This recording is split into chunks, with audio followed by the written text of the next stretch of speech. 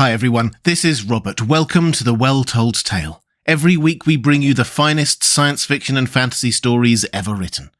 Today we have another delightful short story from one of the undisputed literary geniuses of the late 19th century, The Happy Prince by Oscar Wilde. We've already dipped into his 1888 short story collection for children, The Happy Prince and Other Tales, with The Devoted Friend.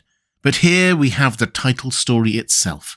It was published as he was garnering a reputation as a witty and original prose writer. A couple of years later, he would write The Picture of Dorian Gray before focusing his energy on becoming a playwright. As always with Oscar Wilde, we need no further contextualization. You are in safe hands here, a fine storyteller at the top of his game. It's time to pull up a chair, relax, and enjoy The Happy Prince by Oscar Wilde. High above the city, on a tall column, stood the statue of the Happy Prince. He was gilded all over with thin leaves of fine gold. For eyes he had 2 bright sapphires, and a large red ruby glowed on his sword hilt. He was very much admired indeed. "He is as beautiful as a weathercock," remarked one of the town councillors who wished to gain a reputation for having artistic tastes. "Only not quite so useful," he added, fearing lest people should think him unpractical, which he really was not. "Why can't you be like the Happy Prince?" asked a sensible mother of her little boy who was crying for the moon. "The Happy Prince never dreams of crying for anything." "I am glad there is someone in the world who is quite happy," muttered a disappointed man as he gazed at the wonderful statue. "He looks just like an angel," said the charity children as they came out of the cathedral in their bright scarlet cloaks and their clean white pinafores. "How do you know?" said the mathematical master. "You have never seen one." "Ah, but we have, in our dreams," answered the children, and the mathematical master frowned and looked very severe, for he did not approve of children dreaming. One night there flew over the city a little swallow. His friends had gone away to Egypt 6 weeks before, but he had stayed behind, for he was in love with the most beautiful reed.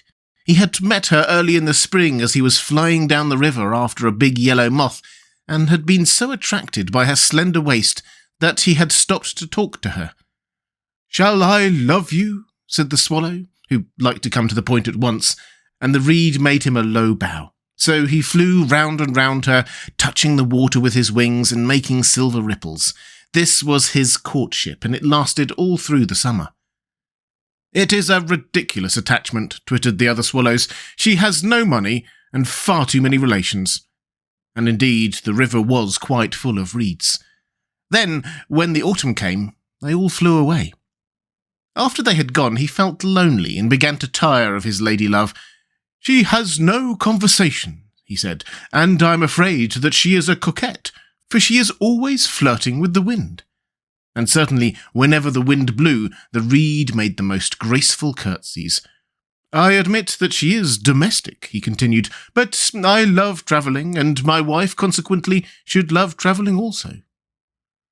"Will you come away with me?" he said finally to her, but the reed shook her head. She was so attached to her home. "You have been trifling with me," he cried. "I'm off to the pyramids. Goodbye." And he flew away. All day long he flew, and at night time he arrived at the city. "Where shall I put up?" he said. "I hope the town has made preparations." Then he saw the statue on the tall column. "I will put up there," he cried. "It is a fine position, with plenty of fresh air." So he alighted just between the feet of the Happy Prince. "I have a golden bedroom," he said softly to himself as he looked around, and he prepared to go to sleep. But just as he was putting his head under his wing, a large drop of water fell on him. "What a curious thing!" he cried. "There is not a single cloud in the sky. The stars are quite clear and bright, and yet it is raining. The climate in the north of Europe is really dreadful." The reed used to like the rain, but that was merely her selfishness. Then another drop fell. "What is the use of a statue if it cannot keep the rain off?" he said. "I must look for a good chimney pot." And he determined to fly away. But before he had opened his wings, a third drop fell, and he looked up and saw. Ah, what did he see? The eyes of the Happy Prince were filled with tears, and tears were running down his golden cheeks. His face was so beautiful in the moonlight that the little swallow was filled with pity. "Who are you?" he said. "I am the happy prince." "Why are you weeping, then?" said the swallow. "You have quite drenched me." "When I was alive and had a human heart," answered the statue, "I did not know what tears were, for I lived in the palace of Sanssouci, where sorrow is not allowed to enter. In the daytime, I played with my companions in the garden, and in the evening I led the dance in the great hall. Round the garden ran a very lofty wall, but I never cared to ask what lay beyond it. Everything about me was so beautiful. My courtiers called me the happy prince, and happy indeed I was, if pleasure be happiness. So I lived, and so I died. And now that I am dead, they have set me up here so high that I can see all the ugliness and the misery of my city. And though my heart is made of lead, yet I cannot choose but weep." "What? Is he not solid gold?" said the swallow to himself. He was too polite to make any personal remarks out loud. "Far away," continued the statue in a low musical voice, "far away, in a little street, there is a poorhouse. One of the windows is open, and through it I can see a woman seated at a table. Her face is thin and worn, and she has coarse, red hands, all pricked by the needle, for she is a seamstress. She is embroidering passion flowers on a satin gown for the loveliest of the Queen's maids of honour to wear at the next court ball. In a bed in the corner of the room, her little boy is lying ill. He has a fever and is asking for oranges. His mother has nothing to give him but river water, so he is crying. Swallow, swallow, little swallow, will you not bring her the ruby out of my sword hilt? My feet are fastened to this pedestal, and I cannot move." "I am waited for in Egypt," said the swallow. "My friends are flying up and down the Nile and talking to the large lotus flowers. Soon they will all go to sleep in the tomb of the great king. The king is there himself in his painted coffin. He is wrapped in yellow linen and embalmed with spices. Round his neck is a chain of pale green jade, and his hands are like withered leaves." "Swallow, swallow, little swallow," said the prince, "will you not stay with me for one night and be my messenger? The boy is so thirsty, and the mother so sad." "I don't think I like boys," answered the swallow. "Last summer, when I was staying on the river, there were 2 rude boys, the miller's sons, who were always throwing stones at me.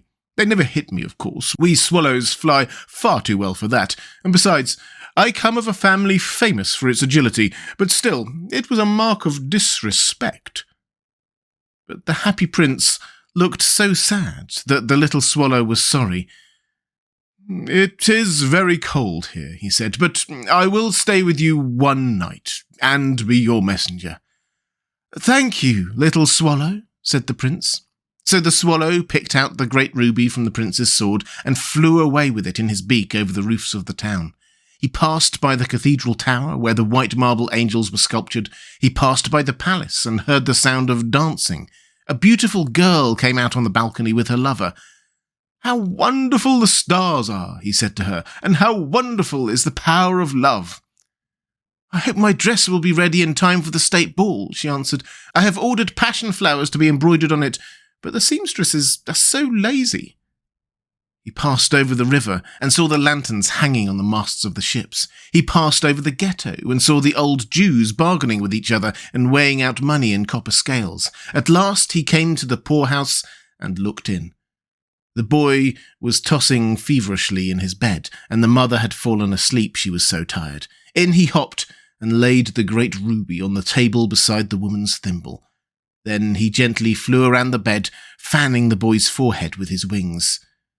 "How cool I feel," said the boy. "I must be getting better." And he sank into a delicious slumber. Then the swallow flew back to the happy prince and told him what he had done. "It is curious," he remarked, "but I feel quite warm now, although it is so cold." "That is because you have done a good action," said the prince, and the little swallow began to think. Then he fell asleep. Thinking always made him sleepy. When day broke, He flew down to the river and had a bath. "What a remarkable phenomenon," said the professor of ornithology as he was passing over the bridge. "A swallow in winter." And he wrote a long letter about it to the local newspaper. Everyone quoted it. It was full of so many words that they could not understand. "Tonight I go to Egypt," said the swallow, and he was in high spirits at the prospect. He visited all the public monuments and sat a long time on top of the church steeple. Wherever he went, the sparrows chirruped and said to each other, "What a distinguished stranger!" So he enjoyed himself very much. When the moon rose, he flew back to the Happy Prince. "Have you any commissions for Egypt?" he cried. "I'm just starting." "Swallow, swallow, little swallow," said the prince, "will you not stay with me one night longer?" "I am waited for in Egypt," answered the swallow. "Tomorrow my friends will fly up to the second cataract. The river horse couches there among the bulrushes, and on a great granite throne sits the god Memnon. All night long he watches the stars, and when the morning star shines, he utters one cry of joy, and then he is silent. At noon, the yellow lions come down to the water's edge to drink. They have eyes like green beryls, and their roar is louder than the roar of the cataract." "Swallow, swallow, little swallow," said the prince. "Far away across the city, I see a young man in a garret. He is leaning over a desk covered with papers, and in a tumbler by his side there is a bunch of withered violets. His hair is brown and crisp, and his lips are as red as pomegranate, and he has large and dreamy eyes. He is trying to finish a play for the director of the theatre, but he is too cold to write any more. There is no fire in the grate, and hunger has made him faint." "I will wait with you one night longer," said the swallow, who really had a good heart. "Shall I take him another ruby?" "Alas, I have no ruby now," said the prince. "My eyes are all that I have left. They are made of rare sapphires, which were brought out of India 1,000 years ago. Pluck out one of them and take it to him. He will sell it to the jeweller and buy food and firewood and finish his play." "Dear prince," said the swallow, "I cannot do that." And he began to weep. "Swallow, swallow, little swallow," said the prince, "do as I command you." So the swallow plucked out the prince's eye and flew away to the student's garret. It was easy enough to get in, as there was a hole in the roof. Through this he darted and came into the room. The young man had his head buried in his hands, so he did not hear the flutter of the bird's wings, and when he looked up, he found the beautiful sapphire lying on the withered violets. "I am beginning to be appreciated," he cried. "This is from some great admirer. Now I can finish my play." And he looked quite happy. The next day, the swallow flew down to the harbour. He sat on the mast of a large vessel and watched the sailors hauling big chests out of the hold with ropes. "Heave ahoy!" they shouted as each chest came up. "I am going to Egypt," cried the swallow, but nobody minded, and when the moon rose, he flew back to the Happy Prince. "I am come to bid you goodbye," he cried. "Swallow, swallow, little swallow," said the prince, "will you not stay with me one night longer?" "It is winter," answered the swallow, "and the chill snow will soon be here. In Egypt, the sun is warm on the green palm trees, and the crocodiles lie in the mud and look lazily about them. My companions are building a nest in the temple of Baalbec, and the pink and white doves are watching them and cooing to each other. Dear prince, I must leave you, but I will never forget you, and next spring I will bring you back 2 beautiful jewels in place of those you have given away. The ruby shall be redder than a red rose, and the sapphire shall be as blue as the great sea." "In the square below," said the Happy Prince, "there stands a little match girl. She has let her matches fall in the gutter, and they are all spoiled. Her father will beat her if she does not bring home some money, and so she is crying. She has no shoes or stockings, and her little head is bare. Pluck out my other eye, and give it to her, and her father will not beat her." "I will stay with you one night longer," said the swallow, "but I cannot pluck out your eye. You would be quite blind then." "Swallow, swallow, little swallow," said the prince, "do as I command you." So he plucked out the prince's other eye and darted down with it, and he swooped past the match girl and slipped the jewel into the palm of her hand. what a lovely bit of glass!" cried the little girl, and she ran home laughing. Then the swallow came back to the prince. "You are blind now," he said, "so I will stay with you always." "No, little swallow," said the poor prince, "you must go away to Egypt." "I will stay with you always," said the swallow. He slept at the prince's feet. All the next day he sat on the prince's shoulder and told him stories of what he had seen in strange lands. He told him of the red ibises who stand in long rows on the banks of the Nile and catch goldfish in their beaks, of the Sphinx who is as old as the world itself and lives in the desert and knows everything, of the merchants who walk slowly by the side of their camels and carry amber beads in their hands, of the king of the mountains of the moon, who is as black as ebony and worships a large crystal, of the great green snake that sleeps in a palm tree and has 20 priests to feed it with honey cakes, and the pygmies who sail over a big lake on large flat leaves and are always at war with the butterflies. "Dear little swallow," said the prince, "you tell me of marvellous things, but more marvellous than anything is the suffering of men and of women. There is no mystery so great as misery. Fly over my city, little swallow, and tell me what you see there." So the swallow flew over the great city and saw the rich making merry in their beautiful houses while the beggars were sitting at the gates. He flew into dark lanes and saw the white faces of starving children looking out listlessly at the black streets. Under the archway of a bridge, 2 little boys were lying in one another's arms to keep themselves warm. "How hungry we are," they said. "You must not lie there," shouted the watchman, and they wandered out into the rain. Then he flew back and told the prince what he had seen. "I am covered in fine gold," said the prince. "You must take it off, leaf by leaf, and give it to my poor. The living always think that gold can make them happy." Leaf after leaf of the fine gold the swallow picked off, till the happy prince looked quite dull and grey. Leaf after leaf of the fine gold he brought to the poor, and the children's faces grew rosier, and they laughed and played games in the street. "We have bread now," they cried. Then the snow came, and after the snow came the frost. The streets looked as if they were made of silver. They were so bright and glistening. Long icicles like crystal daggers hung down from the eaves of the houses. Everybody went about in furs, and the little boys wore scarlet caps and skated on the ice. The poor little swallow grew colder and colder, but he would not leave the prince. He loved him too well. He picked up crumbs outside the baker's door when the baker was not looking and tried to keep himself warm by flapping his wings. But at last he knew that he was going to die. He had just strength to fly up to the prince's shoulder once more. "Goodbye, dear prince," he murmured. "Will you let me kiss your hand?" "I am glad that you are going to Egypt at last, little swallow," said the prince. "You have stayed too long here, but you must kiss me on the lips, for I love you."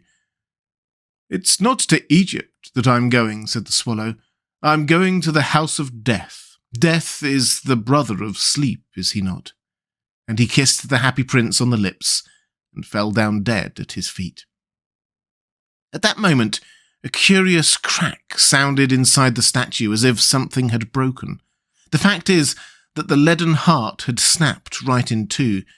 It certainly was a dreadfully hard frost. Early the next morning, the mayor was walking in the square below in company of the town councillors. As they passed the column, he looked up at the statue. "Dear me, how shabby the happy prince looks," he said. "How shabby indeed," cried the town councillors, who always agreed with the mayor, and they went up to look at it. "The ruby has fallen out of his sword, his eyes are gone, and he is golden no longer," said the mayor. "He is little better than a beggar." "Little better than a beggar," cried the town councillors. "And here is actually a dead bird at his feet," continued the mayor. "We must really issue a proclamation that birds are not to be allowed to die here." And the town clerk made a note of the suggestion.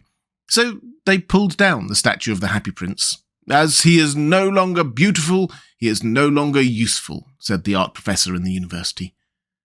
Then they melted the statue in a furnace, and the mayor had a meeting of the corporation to decide what was to be done with the metal. "We must have another statue, of course," he said, "and it shall be a statue of myself."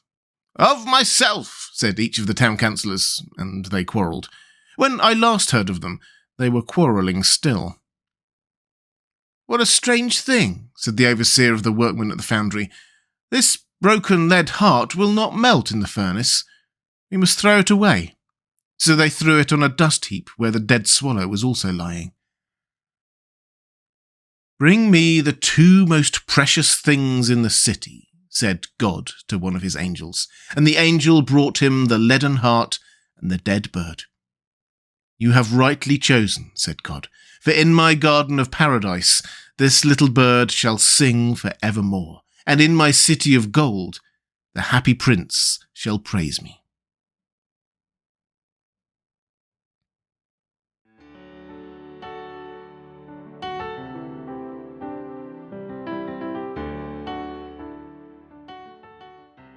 And welcome back.